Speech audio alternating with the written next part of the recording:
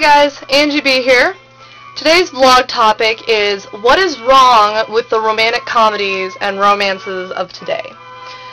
Now, I am definitely not a fan of romances. And by romances, I mean romance novels, okay? Novels like this. Really? Adult women read this dreck. It will always boggle my mind that there are intelligent, otherwise very tasteful, admirable women out there that love romance novels at a non-ironic, non-guilty pleasure level. I am not going to hate you or lambast you if you enjoy reading romance novels. But my opinion of you will go down a few notches if you read stuff like Captain Jack's Woman and the Very Virile Viking, and you don't read it in a goofy, ridiculous, I'm just mocking this sort of way. For me, romances, the biggest problem with romances is that they're just so over the top.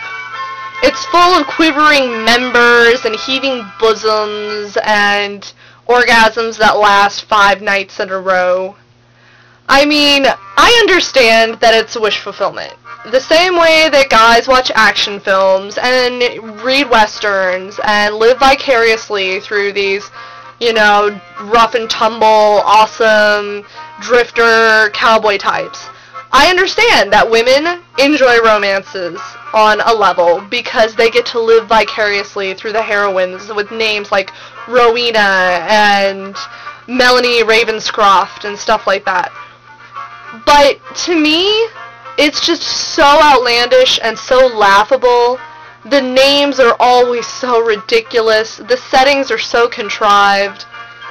There's always some, you know, the characters in these books are just so cliche and stereotypical. I mean, okay, check out the cover of this book. This book is called The Seduction of Sarah, and I'll have you know I don't own any of these books. I checked these books out from the library for the express purpose of this vlog. I'm never going to actually read these books, just so you know. But The Seduction of Sarah, okay, and I don't know if you can really tell, but on the back cover, there is an amply endowed woman, okay, and she's standing with this handsome, rugged man in a snowy forest. And of course he's shirtless, but he has a cape on. And it's so ridiculous! How can anyone enjoy romances on a serious level? How can anyone get seriously, like, caught up in one of these stories? It boggles my brain. Because they're so outlandish, and they're so laughable, and I know it's wish fulfillment, but it's so insulting to me to just have these completely predictable, you know, setups with, oh, she's a landed lady and he's a dashing rogue, or a pirate, or a Viking, or she's this waif who's lost her way and he's some rich noble who takes her in, or, you know, various variations of the same basic concept. It's so laughable. And the women in these stories are just so appalling to someone like me, because I definitely am a big proponent of feminist women rights. You know, women are intelligent, women are totally capable of having their own lives and making, you know, reasoned decisions on their own without any sort of input of a man. Women don't need to rely on men for anything. And in these stories, even when the character is set up to be this brash, independent, willful, well-spoken, intelligent woman, she always finds herself in a position where she just becomes totally subservient to a man. And it's the same way that I have a problem with Twilight, because it's all about a weak-willed woman who allows herself to be completely controlled by a powerful, controlling, destructive man. It's basically the same sort of thing that bothers me in romance novels, because in most romance novels, it's that setup. The woman needs saving, and the woman is the one that's subservient. The man is the one that takes control in situations, and It bothers me a lot. Also, I mean, romance novels are just so atrocious because look at the cover art that's on most of them. Okay, this is This Heart of Mine by Beatrice Small, and it's starring Skye O'Malley's magnificent daughter, Velvet. Velvet? Really? The names alone are enough to turn me off from these books because they're just so bad. I mean, I know, romance novels are basically softcore porn. Sometimes not even softcore. And it's just, it's so distasteful to me. I just don't understand how women can enjoy these books on a serious level because they're just, ugh. It's the same way I don't understand why people like the Jonas Brothers, and there's very little substance in these books. They're all just built around huge sexcapades that are completely laughable and outlandish and ridiculous. I will read a book if there are romantic elements in it, as long as the sex scenes aren't the only reason to have the book. I love reading historical mysteries and historical novels. I love reading supernatural and sci-fi and fantasy stuff. But I'm not going to read it if it's only a flimsy story that's wrapped around dozens of very graphic sex scenes. I don't find that very entertaining. Now, I know there are people out there that do. But, and I mean, obviously there's a lot of them because there's tons and tons of books out there that cater to that audience, and the romance business is just booming. But I don't find that entertaining because I want to be entertained at more than one level. I don't just want my libido to be satisfied by what I read or what I watch. I want to also be intellectually stimulated. I want to enjoy humor and comedy. I want to be excited by mystery and intrigue and huge epic battles of good versus evil. I want a book that has everything in it. I'm not going to read romances because they're so one-dimensional and they only cater to one aspect. So that's my biggest problem with romance novels.